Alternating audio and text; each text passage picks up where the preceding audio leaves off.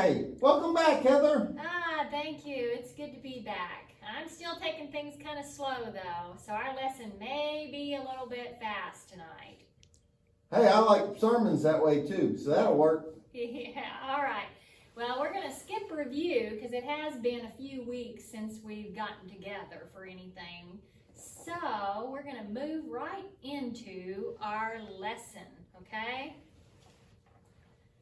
All right, so as you can remember, I hope, this part of it, that Jesus was the best storyteller ever. You remember that, Michael? I do. Yeah, Jesus was always telling great stories. He told stories called parables to help people understand what he was talking about when he was trying to teach lessons, right? He would take something they knew about and compare it to something they didn't know. If they were interested, they would discover the truth. Do you think one little animal is important to Jesus? Do you think? Yeah. One little bird? One little flower? Yes. Do you think one little person is important to Jesus? Well, I'm important to Jesus. Yeah. Yes, each animal, each bird, each flower is absolutely important to Jesus. But each person is even more important than those things. One day, Jesus told a story about one boy who was very important to him. A man had two sons, okay, Michael? The man was very rich. He had a great big house and a bunch of servants. A father, normally when he died, usually left most of his land and money to the oldest son. But one day, the younger son came to the father and said, I want to get away from this house. I'm tired of this place. So the younger son came. That's a nice house. Yeah, no kidding. He was rich, our story says. I want to get away from this house. It seems that all I do here is work. I want to go to the big city where I can do just as I please. That's why I want you to give me my share of the money you intend to give me when you die. It made the father very sad to hear his younger son say these hurtful words. I don't think it is a wise thing to go to the wicked city and spend your money, said the father. But if that's what you want to do, I'll give you the money. And he did. So the boy packed and headed for the city. There he made lots of so-called friends because they saw he had his pockets full of money. We like to be with you, they said. We are your friends and will show you how to have lots and lots of fun with us. But the fun things they wanted to do with the boy were bad things. The places they went were the wrong places to go, Michael. The boy had lots of friends and lots of money to spend. I've never had so much fun, said the younger son. But soon, his money was gone, and so were his friends.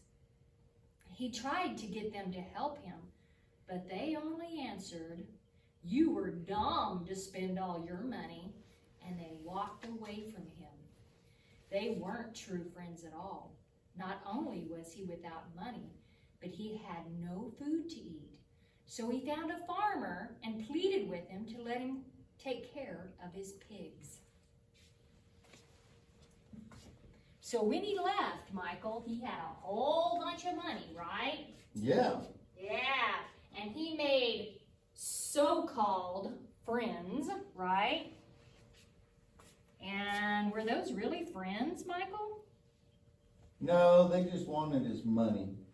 That's right. They just wanted to use him and then leave him, right? As soon as all the money was gone, he wasn't interesting anymore. He couldn't bring them any fun. So he had to go see if he could get a job. I need a job so I can buy food, or I will trade labor for food. The farmer let him work, but didn't give him food or pay. That's horrible. Even the food these pigs are eating looks good to me. I'm so hungry, said the boy. The young boy started to think about his father back home and the good food to eat in his father's house. The boy finally came to his senses. At home, he thought, even the hired servants have more to eat than me. I'm going home. I'll tell my father I have sinned and don't deserve to be called his son. I'll ask him to let me be one of his hired servants, because even they get better food than this. This is horrible. He was thinking about eating the pig's slop. So the boy started for his home.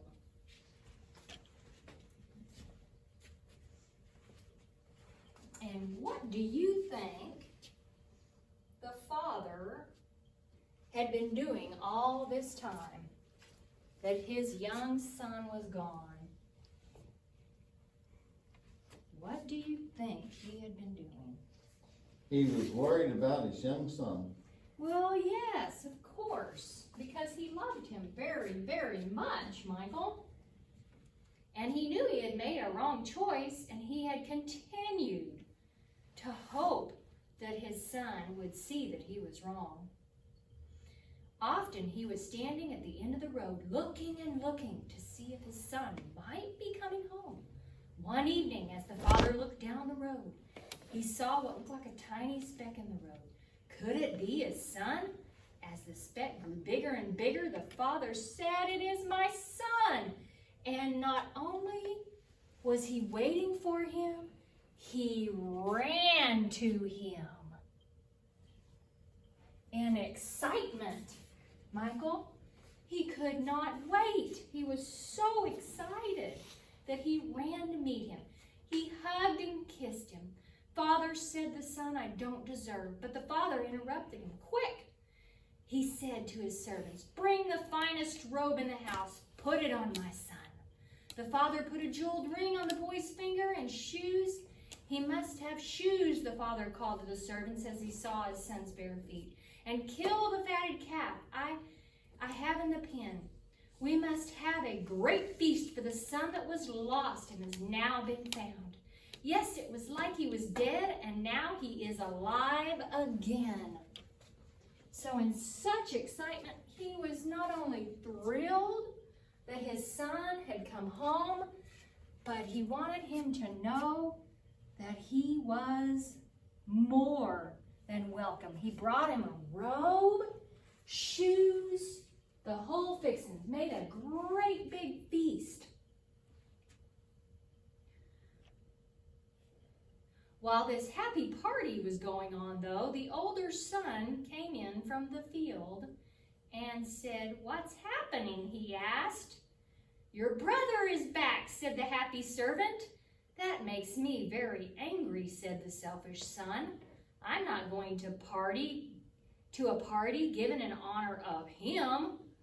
When his father begged him to attend, the older boy replied, "I've always obeyed you. I've never refused to do a single thing you asked me to do. I always did it. But you never gave me a party.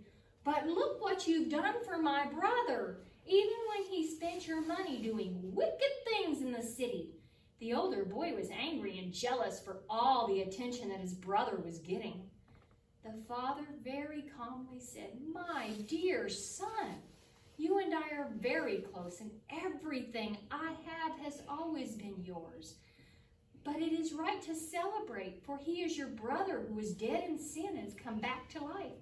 He was lost and is now found." You know the real reason the older brother wasn't happy? He was like the Pharisees, who were angry and resentful that God wanted sinners to be converted and go to heaven. They thought they were better people, keeping all the rules. They thought that God shouldn't forgive people they considered worse sinners than themselves. Jesus told the parable about the boy who ran away from home to help those people listening and us understand that God is waiting to forgive every sinner who is sorry for their sins. God is like the father who forgave this son.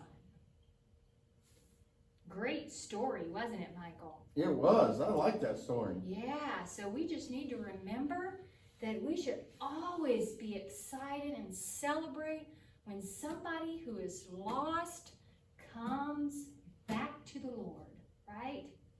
Finds their way to God. That should be something to have a party about, something to get excited about, right? Right. Right. Okay, let's go over our memory verse one time before we leave.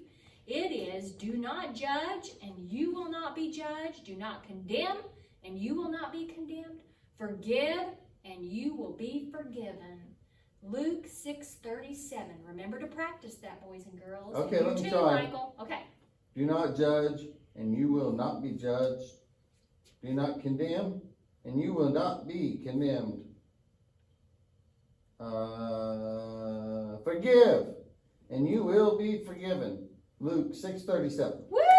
Good job, Michael. If Michael can do it, I know you guys can. And I will see you next week. Goodbye.